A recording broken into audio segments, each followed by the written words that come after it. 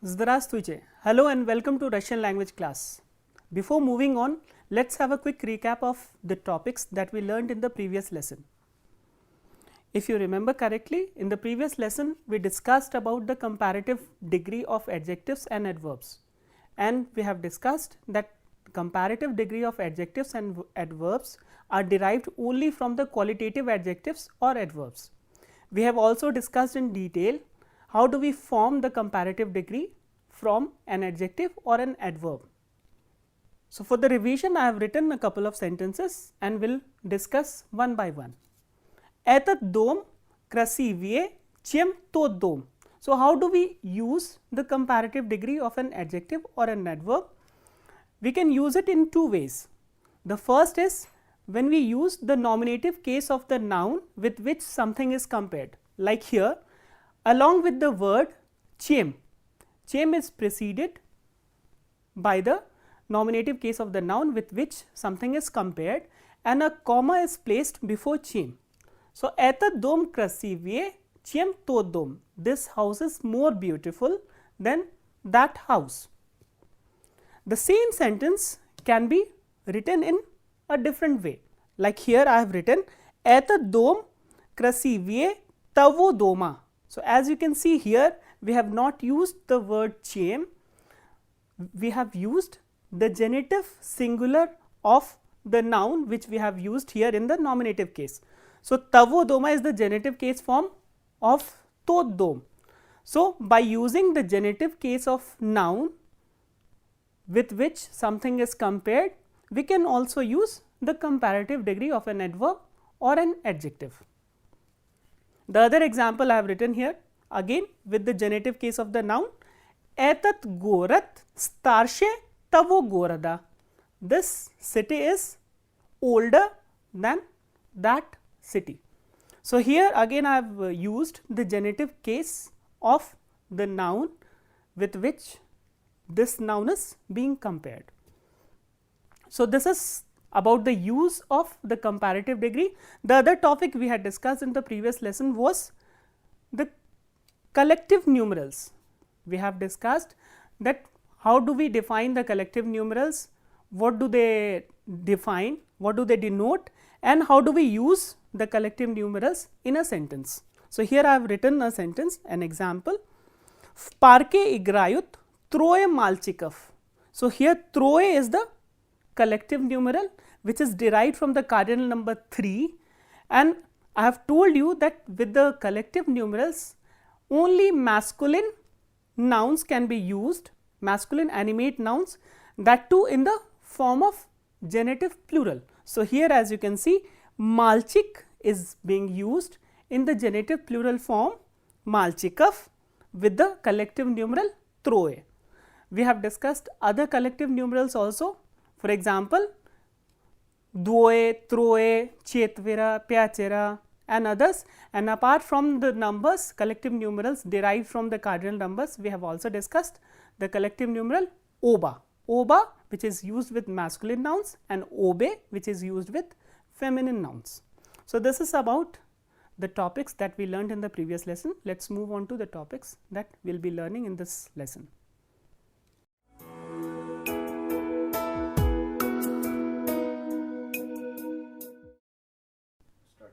In the previous lessons so far, we have discussed 5 cases in Russian: nominative, genitive, prepositional, accusative, dative, and now we will be discussing the 6th and the final case, which is called the instrumental case. So, today we will talk about its uses. So, how do we use the instrumental case of nouns in Russian? So, the first use I have written here is without preposition. So, instrumental case of nouns can be used without preposition, and as the name suggests, how do you define the instrumental case? Something that denotes the instrument of action.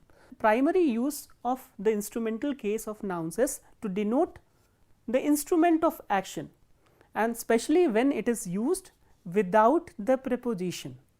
For example, студенты пишут карандашом или ручкой. The students write with a pencil or a pen. So, karandash, as you can see, has become karandashum, which is the instrumental case form of the noun karandash, and ruchka has become ruchkai. So, these two forms correspond to the instrumental case form of the nouns karandash and ruchkai. So, as you can see, karandash and ruchka, they denote the instruments of action which is to write. So, how do you write? You write with a pencil or a pen. So, these two are instruments, that is why we have kept them in the instrumental case form. The next example I have written here is Обычно едят ложкой или вилкой. Idiat is from the verb to have or to eat. Usually one eats with a spoon or a fork. So, spoon and fork, they are again the instruments of action which is to eat. So, how do you eat? Either with a spoon or with a fork or both.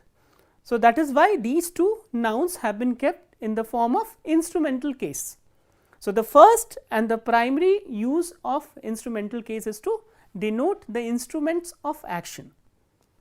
Apart from denoting the instruments of action, instrumental case of nouns is also used after the verbs stać or stanovitsa, which is the imperfective form of the verb stać, and быть.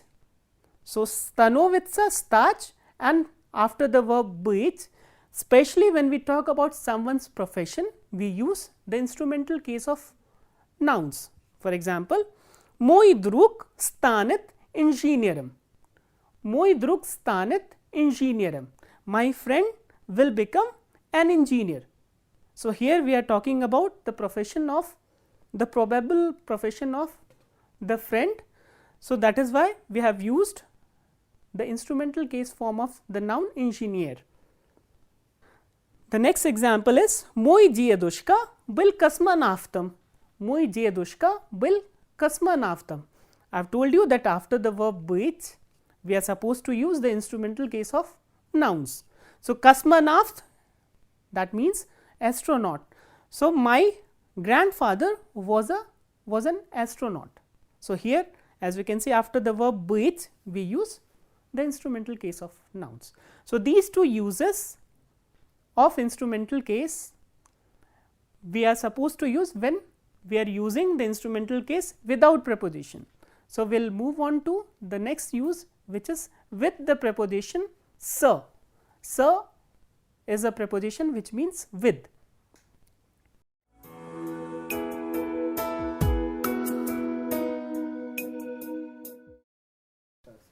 As I already told you that the instrumental case of nouns are also used with prepositions. For now, we will only focus on the preposition sir or s, which means with, and when we use a noun after this preposition, it denotes the person with which something is or some action is performed. For example, there are certain verbs with which we use skim. Sir is with and came is the instrumental case form of kto, with whom. So, Gulyat skim, Gulyat is to take a walk or to walk with whom. Chitach skim, to read with whom. Pech, which is to sing, with whom. Tansivach is to dance, again with whom. Rabotach, to work, with whom. Gavarit, to speak, with whom, and Rasgavarivach, to talk. So, all these verbs can take the instrumental case of the nouns with the preposition sir or s. For example, мы поем с бабушкой. Мы поем с бабушкой. Поем is from the verb петь, which is to sing. So, we are singing with the grandmother. So, babushka has become babushkai in the instrumental case, and it has been used with the preposition sir, which means with. So, we are singing with our grandmother. The next example I have written here is on razgavarivayat sdrugam. On razgavarivayat sdrugam. He is talking to his friend. So, Druk in the instrumental case has become Drugam. So, he is talking to his friend. So, this is the second use of the instrumental case of nouns. There are other uses also that we will discuss in the next part.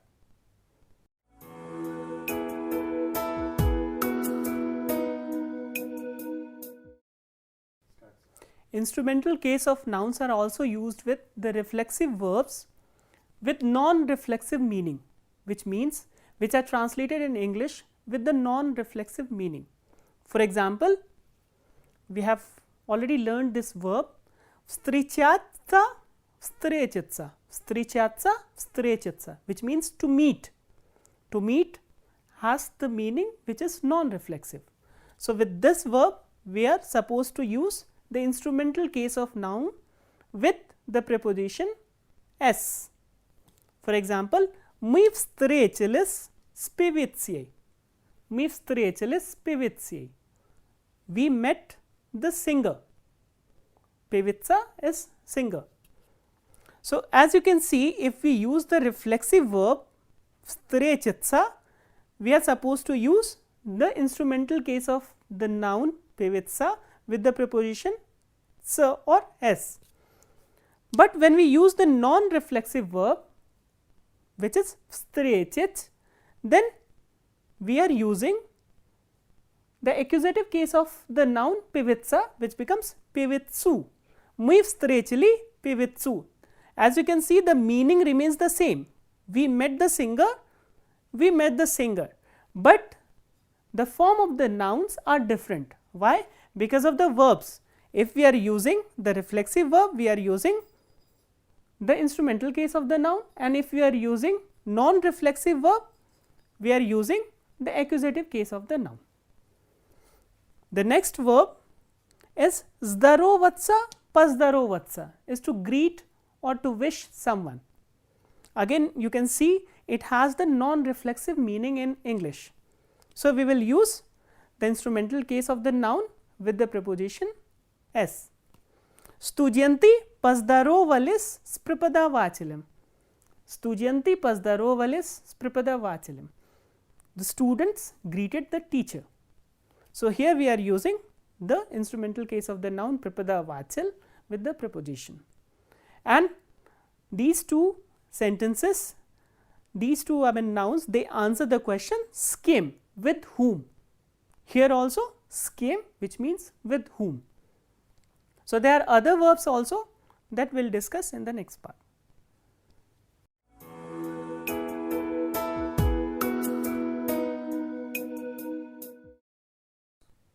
The other reflexive verbs with which we are supposed to use the instrumental case of nouns with the preposition s are znakomitsa, paznakomitsa, which means to get acquainted with someone. Znakomitsa is the nisavrishini or imperfective aspect of the verb, and paznakomitsa is the perfective aspect. For example, mi paznakomilis sasiedam, mi paznakomilis sasiedam, we got acquainted with the neighbor. So, here sasiet has been used in the instrumental case with the preposition s. The next set of verb is savyetavatsa and pasavyetavatsa. Savyetavatsa is to take advice, pasavyetavatsa is the perfective aspect and savyetavatsa is imperfective aspect. If you remember, while discussing the dative case, we have discussed this verb also, but non-reflexive counterpart of this verb. So, if you use savyetavach, which is the non-reflexive verb, we answer the question kamu, and kamu requires the noun in the dative case, but here we are using the reflexive verb. So, we will use the instrumental case of the noun with the preposition s. Nam nushna savyetavatsa svrachom, nam nushna savyetavatsa svrachom. So, we must take advice from the doctor. So, here the meaning remains the same, but the form of the noun changes. The next pair of verb is vijitsa, увидеться, vidеться, увидеться, to see each other. And if you remember the verb which is the non-reflexive counterpart of vidеться is видеть and увидеть. When we use видеть, увидеть, we use the accusative case of the noun, but here we are using the reflexive verb. So, we will use the instrumental case of the noun or pronoun along with the preposition s. So, мы давно не виделись с вами.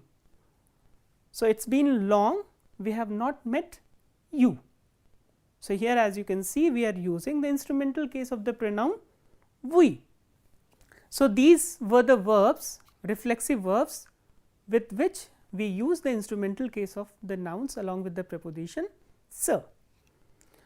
And apart from the preposition sir or s, we use the instrumental case of nouns with other prepositions as well. For example, the preposition nad, which means above. So, after nad we will use the instrumental case of nouns. Pad is below. So, nad is above, pad is below. After pad also we will use the instrumental case. The next one is между. между is between. между also takes the instrumental case of nouns. Перед, перед is in front of. It also takes the instrumental case of nouns.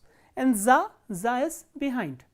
So, these are some of the prepositions which take the instrumental case of nouns. So, these were some of the uses of the instrumental case. And the interrogative words that the instrumental case of nouns answer are quem without preposition, čiem which is inanimate noun. So, when the question is čiem, then we are required to use inanimate nouns. With preposition s quem or with whom, s čiem, again čiem requires inanimate nouns. So, with what? So, these are the interrogative words that the instrumental case of nouns answer. So, this is all about the introduction of the instrumental case. So, now we will move on to our next topic.